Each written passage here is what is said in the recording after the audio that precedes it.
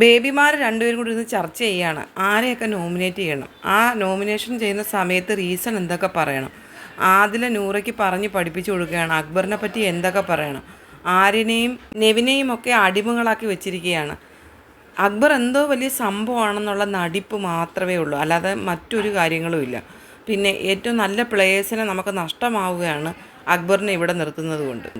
ആര്യനെയും നെവിനെയും manipulate ചെയ്ത് അവരുടെ brain full അക്ബറിനെ പറ്റിയുള്ള കാര്യങ്ങൾ നിറച്ചു വെച്ചിരിക്കുകയാണ്. നല്ല രണ്ട് പ്ലേയേഴ്സിനെ നഷ്ടപ്പെടുന്ന രീതിക്കാണ് പോയിക്കൊണ്ടിരിക്കുന്നത്. നെവിന് പെട്ടെന്ന് മാനിപ്പുലേറ്റ് ആവുന്ന ഒരു വ്യക്തിയാണ്. അക്ബറിൻ്റെ അണ്ടറിലാണ് നെവിൻ നിൽക്കുന്നത്. അതുകൊണ്ട് നെവിൻ ഈ ഒരു വീട്ടിൽ നിൽക്കാൻ ഡിസർവ് ചെയ്യുന്നില്ല. അതുകൊണ്ട് നെവിനെയും നമുക്ക് ഇത് പറയാം എന്ന് പറയുന്നുണ്ട് രണ്ട് ബേബിമാരും കൂട്ടുന്നു. അപ്പം അനിമോൾ ആ സൈഡിൽ കൂടി ഇങ്ങനെ റൗണ്ട് അടിക്കുമ്പോഴത്തേന് ഇവർ സൈലൻ്റായി മാറുകയാണ്, അനിമോൾ കേൾക്കാതിരിക്കാൻ വേണ്ടി. നിന്ന് പോകാൻ വേണ്ടി ചില ആൾക്കാരോട് ഫ്രണ്ട്ഷിപ്പ് കൂടുകയും മിണ്ടുന്നതും പോലെ തോന്നുന്നുണ്ട്. ഇത്ര കഷ്ടപ്പെട്ട് ഫേക്കായിട്ട് ബുദ്ധിമുട്ടി നിന്ന് പോവുകയാണ് ഇവിടെ. 100% 2% സത്യവും 98% കള്ളവുമാണ് പറയുന്നത്.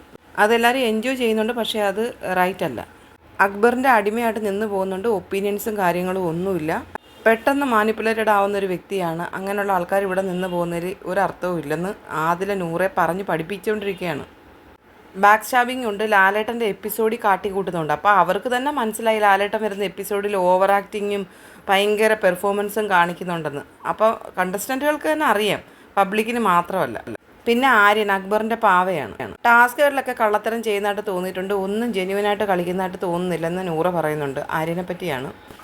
ഏത് വിധേനയും കള്ളത്തരം ചെയ്തിട്ട് ടാസ്ക് വിജയിക്കണം എന്നുള്ളൊരു മൈൻഡ് മാത്രമേ ഉള്ളൂ. കള്ളത്തരം കണ്ടുപിടിച്ച് അക്സെപ്റ്റ് ചെയ്യാറുമില്ല. ഈ ആദില നൂറ ദമ്പതികൾ രണ്ടുപേരും കൂടെ മാറിയിരുന്നിട്ട് ആ വീട്ടിലുള്ള ബാക്കിയുള്ള എല്ലാ കണ്ടസ്റ്റൻറ്റുകളെ പറ്റിയുള്ള നെഗറ്റിവിറ്റികൾ ലൈവിലേക്ക് വിട്ടുകൊണ്ടിരിക്കുകയാണ്. ലൈവ് വഴി എന്ന് പറഞ്ഞാൽ പ്രേക്ഷകർ ഇത് കേൾക്കണം. ആര്യൻ, നെവിൻ, നമ്മുടെ അക്ബർ, ഇവരുടെ കൂടാതെ അനീഷ്, അങ്ങനെ ഓരോരുത്തരുടെയും നെഗറ്റീവായിട്ടുള്ള കാര്യങ്ങൾ ലൈവ് വഴി പ്രേക്ഷകരിലേക്ക് എത്തിക്കാൻ വേണ്ടി രണ്ടുപേരും കൂടെ രാവിലെ മാറിയിരുന്ന് സംസാരിച്ചുകൊണ്ടിരിക്കുകയാണ്.